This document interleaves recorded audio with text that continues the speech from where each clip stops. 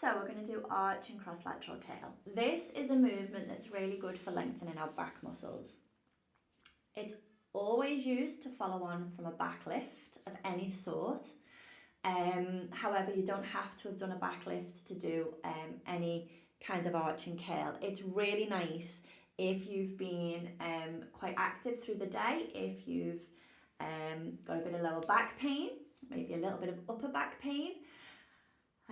If you've done a run and you know you've really been using those back muscles quite hard, you can just gently bring yourself into any sort of curl to round those muscles back out and find the length through the full torso again.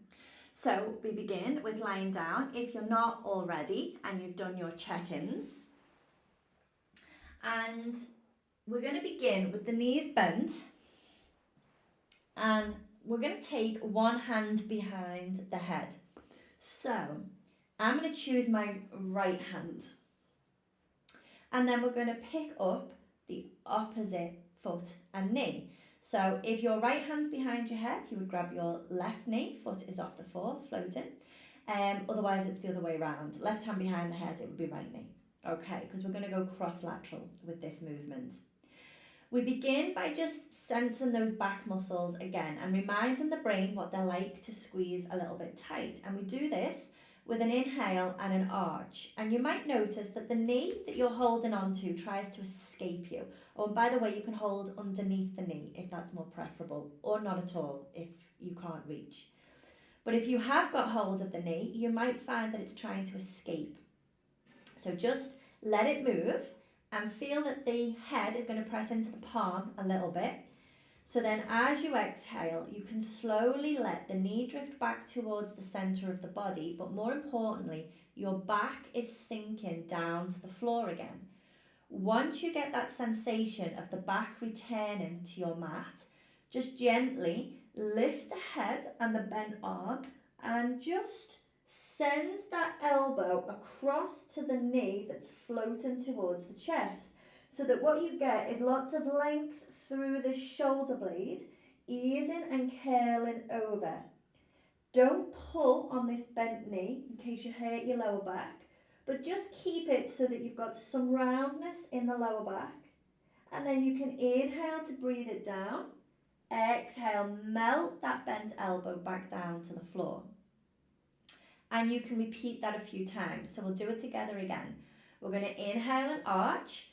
Feel the back lift off the floor. Feel the knee move away. The shoulder presses down. We create some tension through the back of the body, so that as we exhale, the belly can sink and the back can melt to the floor.